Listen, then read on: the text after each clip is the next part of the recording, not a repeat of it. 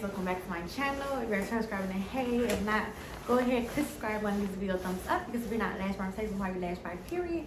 Okay, and that's just that on that. So by the title of this video, you guys already know I am doing a quick little 5 do's and 5 don'ts of a beginner's lash tech, or just like a lash tech period, that I've learned so far during this whole lash journey. Okay, so I already have 10 tips a couple of videos back. If you guys want to watch that, that is also very helpful. A lot of people said that was very helpful with them, but I'm gonna do 5 do's and 5 don'ts. Okay, so let's start off with the bag, because I like to always end out on a good note. So first thing you don't want to do is you do not want to overspend on inventory when it comes down to your lash trays. Okay, don't do that, because what I'm figuring out as a beginner's lash tech is I like certain brands more than I like other certain brands, or I like the quality of the lashes differently now that I'm starting to order a different range of lashes. So now I'm stuck on these lashes I really like called T-Dance, but I was getting a bunch of I think it's called Q-Well on Amazon, and it's like I'm stuck with all these Q-Well lashes and I don't like them. Okay, so you always want to start out big, but I always tell y'all again, get into it. You want to grow after that, but wait to buy a lot of inventory. When I say a lot of inventory, I mean like as a lash tech, you know, you have to have all curls, all diameters, all lengths when it comes down to your lashes. That's just me. I feel like you're always prepared that way. I feel like it leaves you with options, because what I'm starting to notice is as I, grew as a lash tech and got busy, I wasn't able to like keep up when I was running out with certain lash diameters and the curl pattern. I was like, dang, I need to hurry up and order some. I got some plans tomorrow, and good thing Amazon got 2-day shipping, because man.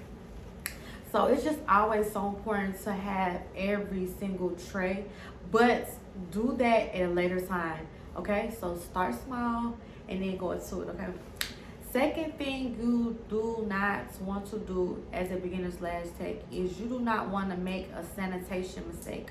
Make sure you guys are cleaning your tools after every client, wiping down your lash bed or your lash recliner, cleaning it, like really cleaning it, wiping it down, spraying some Lysol on it. Like what you don't want nobody to go through is any type of eye infection due to dirty tools. I just seen some girl posted something about her eye in Atlanta. She got her lashes done and her eye like shut completely closed, and that's just so scary. But you just really want to make sure that your tools are clean. Now, I know y'all probably thinking like, Amber, duh, but kid me not, y'all. I saw this one girl and she, it was a TikTok. Somebody was making a TikTok, and they were saying how they cleaned their lash tools after every client. And somebody commented like, that's really a thing. I use the same tools after every client. I'd be so busy. I don't be having time to clean them. And it's like, girl, like that's so dirty to me. Like, make sure your sanitation game is on point. Like everything consistently wiped down, mask required. Get your barbicide. Make sure that it sits in there, for a good like 5 minutes. Like clean your lash tools, like for real. Third thing you don't want to do is, I'm trying to see if this should go for a do or don't. Do or don't. I'm gonna let y'all decide. Do or don't. Okay. Don't how should I say this? Get policies enforced. Okay. Get policies enforced, and then stand 10 toes behind your policy. Okay. Because what you don't want to do is you don't want to be the nice person and over lenient and going against your policies, and then when a situation occurs, they're telling you like, well, you let such and such, get this when this happened. You let, like it just gets around. And you want to be a professional at the end of the day, so you want to stick to your guidelines. You have to stick to them. Stick to your guns, no matter what the situation is. you know, because that's when people tend to walk over you. So you don't want to, and I think that that's what I experienced a little bit when I was starting off, was I was so overly nice because I wanted the, you know, the clients. But I feel like I got to a point where I was kind of like going against my policies, and I didn't like that. You know, like, I'm, at the end of the day, I'm a professional, I'm organized, I know what I want for my business, I know how I want my business ran, so I need to run it like I need to run it. So, you know, I'm like, let me just really, you know, stick to my guns when it comes down to my policies. So guys, stick to your policies always. Make sure you guys have a refund policy. Make sure you got a shipping policy, Q&A policy, you know, just all of that. You want to have all of that listed so that you're right on your booking site, so that your clients know. So then when push comes to shove, something happens, you could just always pull up your policy and says, well, it states da da da woo woo, and then you said here woo woo, saying that you was gonna agree. You know, have that, like, have that, because you're gonna need it. You're gonna need it. Okay. Number 4, I'm gonna say, you know, the same rules that you tell people, you should follow them as well. Like, don't be the girl that be like 10 minutes late, $10 fee, but you 10 minutes late to doing my lashes, but I don't get $10 off. Like, make it make sense, you know? Make it make sense. Like, I am somebody who's a lash tech. I do offer services to people, and I definitely still understand the girls and what they mean when they say, like, I just find it crazy that you charge us late fees when we're late, but here you come in late and we don't get no money off. I agree, because you're supposed to be on time. Treat your services that you're offering to people, treat it like a real job. Treat it like a real, not, because it is a real job, so let me not even say that, but treat it as if it was a job that you were working for somebody else. Because you know, you wouldn't, you know, be late or be missing work. If you was working at Best Buy, you would be on time. So do that to your own business. Like, being on time is so important to me when it comes down to my appointments. I want to make sure I'm always about 10 minutes here before the appointment starts, because, like, I just believe in being on time. Like, be on time. Like, I just don't understand why people think that it's okay to, you know, reinforce certain rules, but then think that the rules don't apply back to them. Like, I remember when I used to get my hair done in the city. When I say the city, I mean Chicago. And, like, used to be 5 people in front of me. I booked a 9 a.m. G. Why is it 5 heads in front of me? You got a head in the chair right now. Like, that's just so, like, inconsiderate, because it's like, book accordingly. Like, set your times accordingly. Then another time I used to get my hair done by this other lady in Chicago. Like, I remember she had me waiting a whole 45 minutes late. And, like, she thought that it was not reasonable for me to get some money off of my hairstyle. Like, girl, I have lash appointments after that. Like, everything gets pushed back when you're late. This is why I have grown to learn, like, if I'm gonna get real cute, I'm getting my nails and my feet done prior to my hair and lashes, because who knows how long you'll be sending them shops, G, like, for real. But anywho, I think that was 4. Okay, that's 4 don'ts. So don't go against your policy. 5, the 5th don't that you don't want to do is, you don't want to, I had it written down, y'all, I'm sorry, I had it written down, but I had it left in my other book. I was so ready and prepared, but this is going off the dome, so y'all getting real raw thoughts about what I feel like in business so far. So my 5th and last don't as a lash technician is, don't worry about speed. Speed is not important until you get better at the skill. Skill over speed any day. Always remember that. You want to put your skills before your speed, because your speed is always going to pick up. But as long as you make sure that craft is perfect, and it has to, like, perfect your craft, like, really spend time practicing every single day when it comes down to lashes. You just got to do it. You just have to practice every day. If you want your speed lower, you have to practice. You have to practice on your mannequin, practice on your friends, your cousins, whoever, your boyfriend. I don't even care. Like, make sure you get that practice in, because the practice is gonna really help you. Okay. So those are my 5 don'ts. Here goes the do's. Okay. So first thing you want to do is make sure that you are paying attention to your hydrometer. I've always say this. Hydrometer is going to tell you everything about your lash room, which tells you everything you need to do in order to make sure that you have the right glue for your application of your lashes.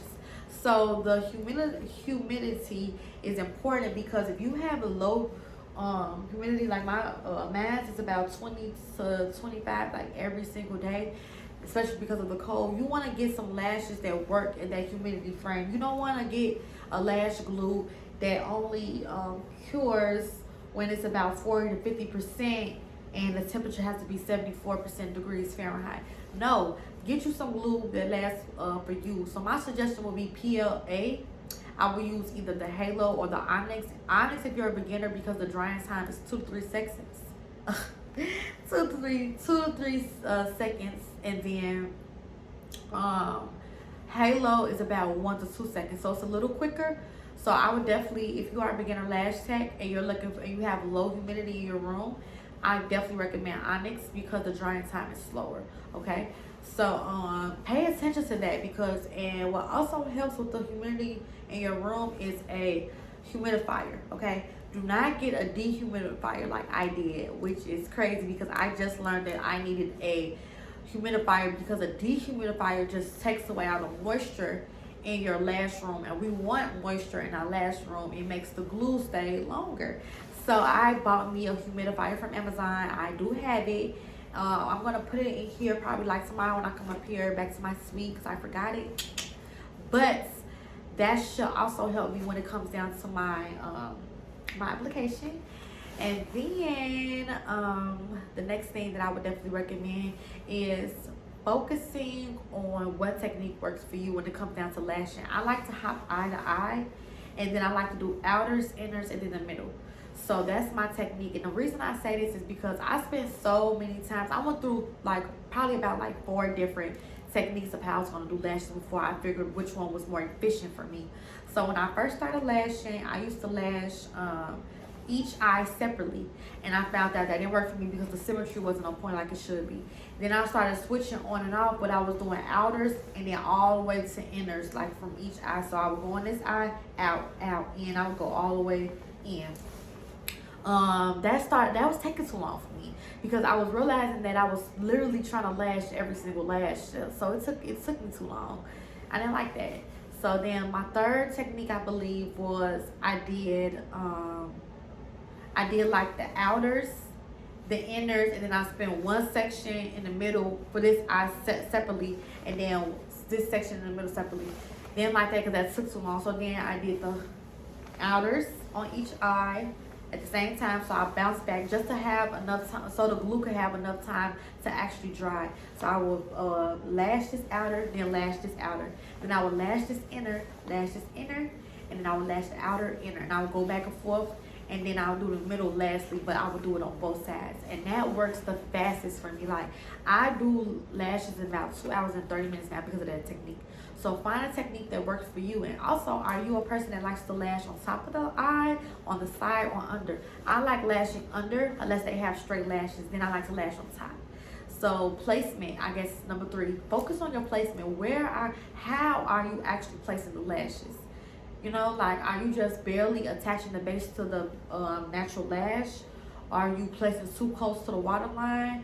Are you placing too far from the waterline? I was realizing that when I was a beginner, my placement was everywhere. Some lashes, they were right on point, right at the base, and then some was too close, almost touching the skin, and the other ones just accidentally got placed in the middle. Like, it was too messy for me, and it caused each eye to look differently. So practice on your placement. When you don't have clients, don't cry about it, don't complain about it. Come out with content, make TikToks. Make your moment of sadness, make it a joke. Like, if you know me and follow me on TikTok, y'all know I have a way of putting out a good sense of humor for like the tough situations that beginner lash techs go through, and people really like the content because they can relate to it. But it's just me putting myself out there, because first of all, I'm a very transparent person. I don't mind showing you guys the worst, the horrible, the terrible, and the best part of business. I show it all on all of my social media platforms. I don't mind it, because once y'all see what I'm about to be, y'all can really say that y'all really watched me grow into the person that, you know, I was supposed to be. And, you know, sometimes people don't believe in themselves, and don't think that it could be them, but it could be you for real. Like, it could be you for real as long as you put in the work. So hold on. So I like to show you guys all of that about me. So yeah, work on you guys placement. I'm sorry that I had a pop-up that just kind of threw me off, but just work on your placement. Practice every single day, okay? The fourth thing you want to do as a lash tech is make sure that your pictures are like perfect. You need to have a ring light. If you don't have a ring light, you need to invest in one. You need to make sure your camera is clean. It shouldn't be finger smudges on the back while you're trying to take a picture. You should make sure that your camera is focused on the eye. Like, this may sound like common sense, but y'all, I be seeing so many business pages who sell actual products, not who are even lash techs, but they sell products like something as simple as like lip gloss. And it's like the pictures be on the, like, the lip gloss just be on the floor. It don't be cute, like with a cute rug, no aesthetic to it. It be dark, and it's like content is everything. People are gonna, what attracts your page is how it looks. So the content comes first. The content is gonna always be the eye catcher, the attention grabber, shall I say, that draws people to your page. If you don't have a attention grabber, then people are not gonna really, or instead of a certain aesthetic, shall I say, people are not gonna really be interested in looking at your page too long, especially if the pictures aren't clear, clean cut pictures. Like, don't be taking a picture of nobody in the background. I can see trash on the floor.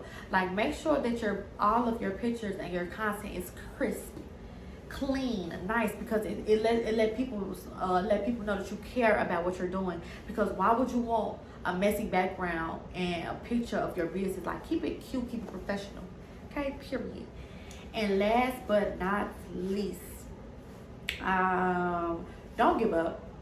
Be encouraged. You have to, it's difficult, but make sure you guys are taking your time to isolate. I know it takes a long time, the first couple of sets, but I promise y'all, I was the same person watching YouTube videos, crying while I was watching YouTube videos, because I just didn't understand how people were so quick at doing it, and I was literally taking 5 to 7 hours.